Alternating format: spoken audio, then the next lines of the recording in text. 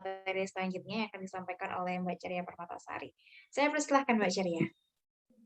Baik, terima kasih Mbak Sanggar atas waktu dan kesempatannya. Saya izin share screen terlebih dahulu ya.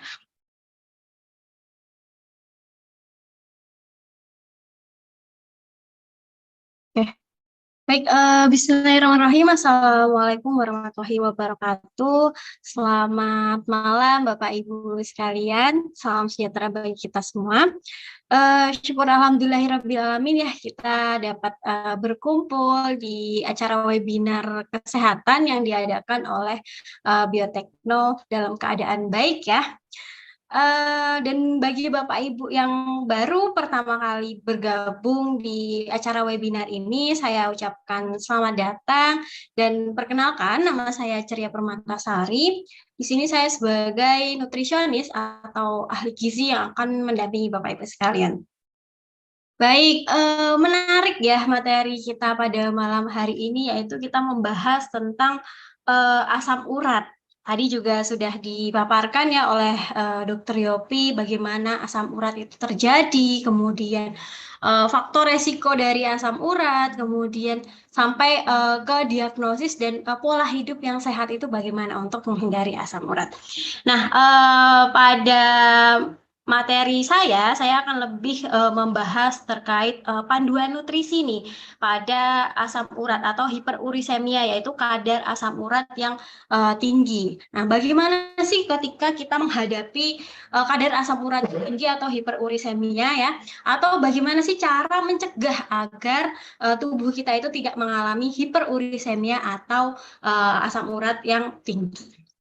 Nah, Bapak Ibu sekalian, salah satu ya kunci penanganan asam urat atau hiperurisemia itu adalah pengaturan nutrisi atau pengaturan pola makan. Namun sebelum kita membahas ya terkait pengaturan pola makannya bagaimana, kita harus tahu dulu ya Bapak Ibu penyebab dari asam urat atau hiperurisemia di dalam tubuh kita. Nah, kalau berbicara terkait asam urat ya pastinya Bapak Ibu sudah tidak asing lagi ya, tidak jauh-jauh nih dari istilahnya yang namanya yaitu purin Bapak Ibu. Nah, sebenarnya apa sih purin itu? Nah, lalu bagaimana hubungannya dengan asam urat? Jadi purin itu merupakan sebuah hasil metabolisme ya, metabolisme dari zat gizi protein yang dia dapat membentuk sebuah kristal, yaitu kristal asam urat seperti yang Dr. Yopi sampaikan tadi, dan juga dapat menumpuk pada sendi-sendi. Jadi sebenarnya purin ini merupakan sebuah molekul ya yang terbentuk dari atom karbon dan juga nitrogen. Nah, molekul ini bisa ditemukan pada sel-sel semua makhluk hidup, Bapak Ibu. Jadi termasuk manusia, kemudian hewan, kemudian tanaman itu dapat ditemukan sel-sel tersebut. Nah, sehingga menghindari purin 100% itu atau menghindari purin sepenuhnya itu sangat mustahil ya Bapak Ibu untuk dilakukan. Bahkan sistem metabolisme di dalam tubuh kita itu ternyata juga menghasilkan atau memproduksi purin tentunya untuk kepentingan bagi tubuh kita sendiri. Nah, artinya tubuh kita itu mendapatkan purin dari dalam yang tadi dihasilkan oleh tubuh kita sendiri, dan juga kita sebagai makhluk hidup tentunya membutuhkan makanan yang dimana makanan tersebut mengandung purin. Jadi ada dua sumber ya purin di dalam tubuh kita dan juga dari luar atau dari makanan. Nah, hanya saja Bapak Ibu, setiap makanan yang mengandung purin itu dengan kadar yang berbeda-beda ya dari satu jenis makanan dengan makanan yang lain. Nah, sehingga pengaruhnya pun yang akan ditimbulkan juga akan berbeda-beda ketika kita mengkonsumsi suatu makanan tertentu. Nah, asupan purin yang normal itu pada orang yang tidak terdiagnosa hiperurisemia atau tidak terdiagnosa asam urat yaitu ya sekitar 600 sampai 1000 mg per harinya. Nah, untuk penderita asam urat atau sudah terdiagnosa menderita asam urat itu ada pembatasan asupan purin Bapak Ibu, yaitu per harinya hanya 100 sampai 150 mg per unit. Nah, ketika purin yang dari luar tadi ya, dari makanan atau biasa kita sebut dengan eksogen, dan purin yang diproduksi oleh tubuh kita sendiri atau endogen ya, itu produk sampingannya adalah asam urat tadi ya, seperti yang Dokter Yopi sampaikan. Nah, biasanya sekitar 90% asam urat itu bisa diserap kembali oleh tubuh. Dan sisanya itu akan dibuang secara otomatis oleh tubuh lewat saluran urin atau kotoran ya. Nah, asam urat yang tinggi itu terjadi ketika tubuh kita itu tidak bisa memproses ya purin secara optimal. Sehingga akan terjadi penumpukan ya asam urat di dalam tubuh dan akan terjadi nyeri yang sangat berat seperti yang Dokter Yopi ceritakan tadi. Nah, oleh sebab itu untuk mencegah terjadinya serangan gout itu salah satu upayanya adalah mengurangi konsumsi makanan atau minuman yang kaya akan kandungan purin, Bapak Ibu. Akan tetapi Bapak Ibu bisa lihat ya, kalau kita lihat di metabolisme ini ya, melihat alur metabolisme purin itu ternyata atau metabolisme dari produksi asam urat ya. Kita dapat perhatikan di sini bahwa terdapat makanan atau minuman yang memang secara komposisi dia itu tidak mengandung purin, tapi dapat meningkatkan produksi asam urat di dalam tubuh kita. Nah, di sini contohnya adalah ada alkohol dan juga di sini ada fruktosa ya, seperti sukrosa atau ternyata gula pasir yang kita konsumsi. Nah, itu ternyata secara komposisi tidak mengandung purin, tapi dia dapat meningkatkan kadar asam urat di dalam tubuh. Nah, oleh sebab itu alkohol ya, di sini alkohol maupun sukrosa, fruktosa ini harus dikurangi juga Bapak Ibu untuk mencegah terjadinya peningkatan asam urat di dalam tubuh yang tadi ya bisa menyebabkan hiperurisemia dan juga akan mencetus serangan dari asam urat atau gout. Nah, berikut ini merupakan makanan atau minuman penyebab peningkatan kadar asam urat ya di dalam darah. Dan di sini tidak semua makanan itu mengandung purin. Contohnya di sini adalah minuman berenergi atau tinggi gula. Itu secara komposisi tadi ya seperti yang saya ceritakan bahwa minuman berenergi dan tinggi gula atau makanan tinggi gula itu secara komposisi tidak mengandung purin, tapi bisa menyebabkan peningkatan hiperurisemia. Kemudian begitu juga dengan alkohol. Alkohol itu tidak mengandung purin, tapi dia juga bisa mencetuskan nih terjadinya hiperurisemia.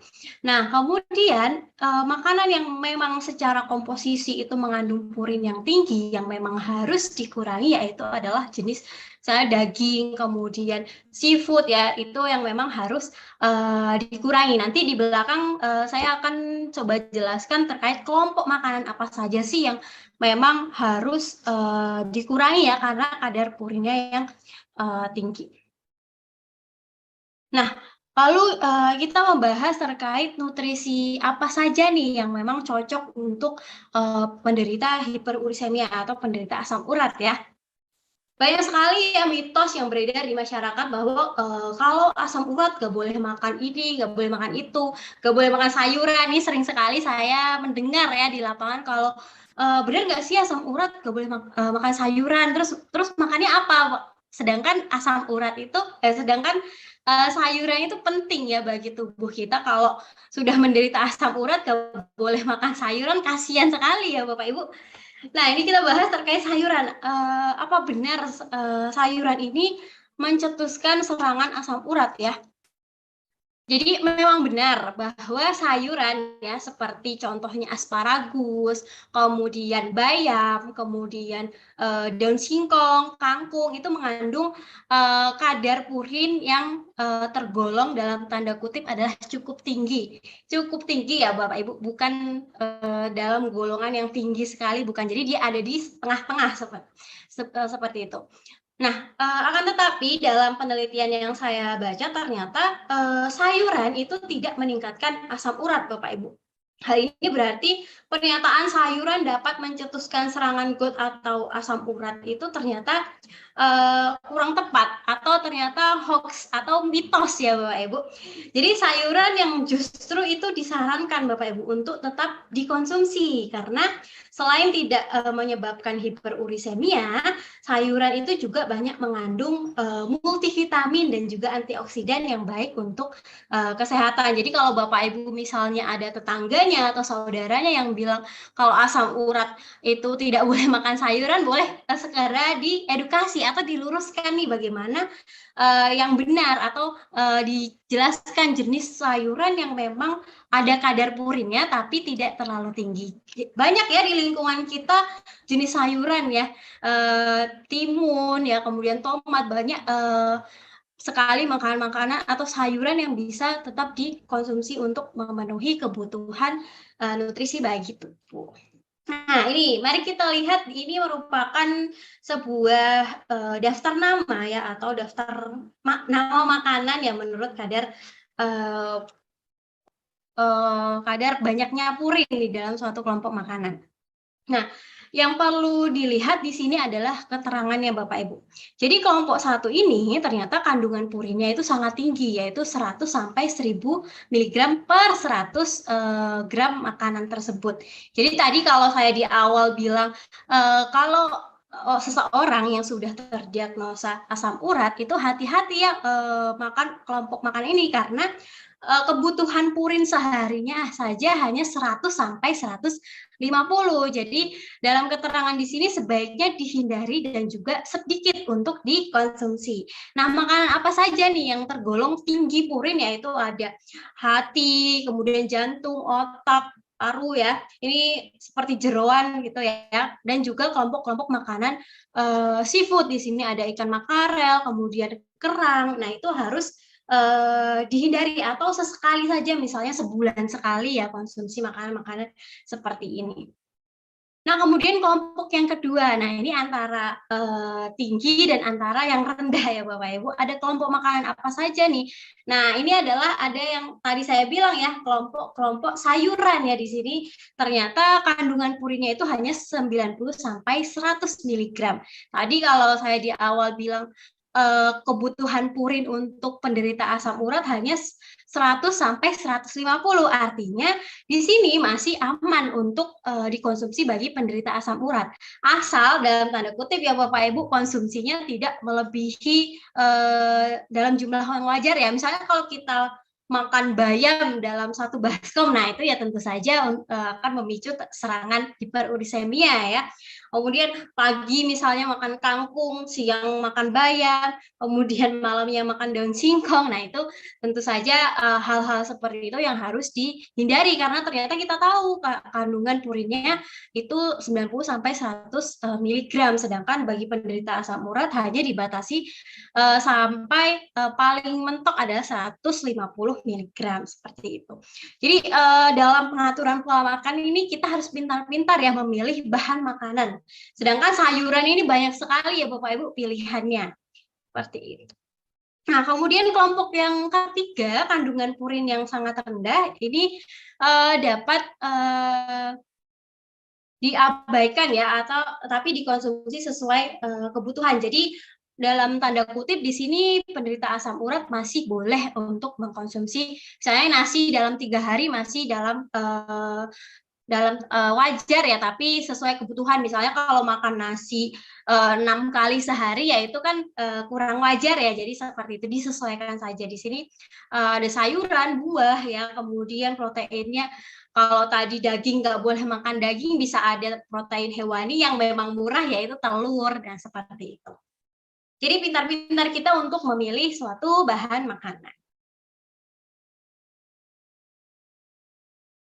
Nah, Ini Bapak Ibu, bagaimana sih saat asam urat itu kambuh ya atau terjadi sebuah asam urat? Apa nih yang harus kita lakukan? Yang pertama yang harus dihindari adalah tadi ya seperti yang saya sampaikan di awal ya, kurangi konsumsi daging dan juga makanan tinggi purin yang sebagian kecil tadi saya contohkan ya kandungan purin di sebuah makanan. Kemudian hindari konsumsi alkohol ya, walaupun tidak mengandung purin, tapi alkohol bisa mencetuskan hiperurisemia. Kemudian konsumsi makanan atau minuman tinggi gula nih, hati-hati ya Bapak Ibu. Ternyata gula selain menimbulkan diabetes, ternyata juga menimbulkan asam urat nih ya. Dan apa sih yang harus dilakukan? Yang pertama yaitu minum air putih yang cukup ya Bapak Ibu, yaitu minum air 8 gelas per hari ya. Karena ternyata dengan konsumsi air yang cukup itu dapat membantu ginjal ya untuk membuang asam urat melalui urin. Kemudian pilihlah sumber protein yang lain ya, kalau makan daging-dagingan terus dapat meningkatkan kadar purin ya atau kadar hiperurisemia di dalam tubuh. Nah, itu pilihlah protein itu seperti susu, kemudian telur dan juga tahu ya yang memang dalam kandungan purinnya itu masih aman dikonsumsi. Dan yang terakhir yang harus dilakukan adalah konsumsi mikroalga spirulina Bapak Ibu. Karena tadi ya seperti yang Dokter Yopi sampaikan sebelumnya bahwa ternyata mikroalga spirulina ini dapat mengurangi generasi asam urat di dalam darah. Nah, tapi hati-hati ya Bapak Ibu, jangan asal konsumsi produk mikroalga ya.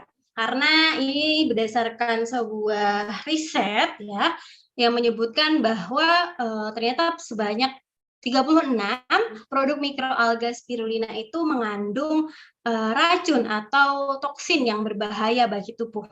Yaitu dikarenakan ternyata digali-gali karena ternyata sistem budidayanya nih yang tidak bersih ya, karena sering sekali kita membanggakan produk luar negeri ya, kalau kita bilang ini dari luar negeri nih, kita berpikir atau kita ter-mindset bahwa negara luar itu lebih maju. Nah ternyata indikator tersebut tidak menjamin ya kualitas dari produknya. Nah lalu harus konsumsi produk mikroalga yang mana nih ya Bapak Ibu?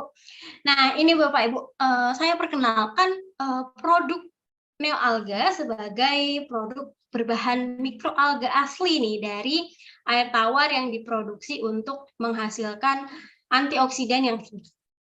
Nah, lalu apa sih keunggulannya misalnya dari tadi dibandingkan misalnya tadi produk luar negeri ya? Yang pertama ini aman Bapak Ibu. Kalau tadi produk dari luar negeri ya itu terbukti secara ilmiah ternyata berbahaya bagi tubuh karena mengandung toksin yang berbahaya ya. Karena kita tujuannya mengkonsumsi itu adalah ingin sehat, ternyata tidak tahu nih produk yang dikonsumsi ternyata berbahaya nih malah bagi tubuh. Nah itu kan malah timbul malapetaka ya bagi tubuh. Nah produk dari Indonesia ini ada kolamnya Bapak Ibu, dan Bapak Ibu pun bisa mengecek secara langsung ya ke kolamnya, datang ke kolamnya mengecek bagaimana budidayanya. Dan tentunya ini sudah memenuhi sistem keamanan pangan ISO 22000 dan sudah memiliki jaminan halal dan juga badan POM ya. Nah, yang kedua yaitu ini alami Bapak Ibu, karena neoalga itu diproduksi dengan air tawar pegunungan yang terjamin kebersihannya dan juga kemurniannya itu terjamin Bapak Ibu. Di mana tujuannya adalah ketika produk itu alami sehingga akan aman untuk dikonsumsi setiap harinya tanpa menimbulkan sebuah efek samping. Dan juga neoalga ini mengandung antioksidan yang tinggi ya Bapak Ibu. Kita coba bandingkan dengan produk luar negeri tadi ya, khususnya produk dari Cina yang tadi ternyata terdapat toksin yang berbahaya, ternyata beta karotennya ini 60 kali lebih tinggi dibandingkan dengan produk Cina ya Bapak Ibu. Jelas ya kalau tadi produksinya saja sudah tidak bersih atau tercemar atau tidak higienis, maka akan menghasilkan sebuah produk yang dengan kualitas yang kurang baik. Nah, sebaliknya ketika produksinya sudah terjamin ya kualitasnya, itu akan menghasilkan produk dengan kualitas yang baik juga. Nah, lalu bagaimana nih neoalga untuk asam urat? Jadi Bapak Ibu, saat asam urat itu menumpuk di dalam tubuh, lama-lama itu akan terbentuk sebuah batu ginjal. Kalau dibiarkan menumpuk terus menumpuk akan terbentuk sebuah batu ginjal. Nah, jika hal tersebut itu terus dibiarkan ya, maka sebuah penumpukan batu ginjal tadi dapat mengganggu fungsi atau kinerja dari ginjal. Nah, neoalga ini Bapak Ibu mampu meningkatkan aktivitas sel glomerulus pada ginjal ya dalam rangka filtrasi darah dan juga akan memecah asam urat di dalam tubuh. Nah, selain itu neoalga ini juga dapat mengurangi pembentukan asam urat di dalam tubuh. Kemudian kandungan antioksidan ya di dalam neoalga ini tinggi ya, tadi ya saya sebutkan bahwa kalau dibandingkan dengan produk luar negeri itu sangat jauh ya perbedaannya. Nah, antioksidan yang tinggi pada neoalga ini dapat memproteksi ginjal tadi ya untuk mengefisiensi proses penyaringan darah di dalam tubuh, sehingga tadi kelebihan asam urat itu dapat dikendalikan dengan baik. Nah, kalau tadi Dr. Yopi menyampaikan terkait riset manfaat mikroalga spirulina secara studi ilmiah ya, nah ini ternyata bukti testimoninya juga sudah ada nih ya Bapak Ibu. Ini testimoni dari Ibu Yuri yang mengatakan bahwa ketika mengkonsumsi neoalga ini yang tadinya jari-jarinya kalau di kepal itu menekuk dan harus dibantu ya untuk membukanya, setelah konsumsi neoalga ini ternyata sudah tidak seperti itu lagi atau tidak menekuk lagi. Kemudian ini juga ada testimoni dari Pak Amar ya yang menyatakan bahwa sebelum konsumsi neoalga itu ternyata nyerinya luar biasa ya karena asam urat. Nah, setelah konsumsi neoalga bahkan baru konsumsi 2 hari ini ternyata sudah terbukti nih khasiatnya untuk menurunkan kadar asam urat di dalam tubuh. Baik Bapak Ibu, sedikit yang dapat saya sampaikan, kurang lebihnya saya mohon maaf, saya kembalikan ke Mbak Sanggar. Oke, baik, terima kasih Mbak Ceria untuk materi yang sudah disampaikan, luar biasa.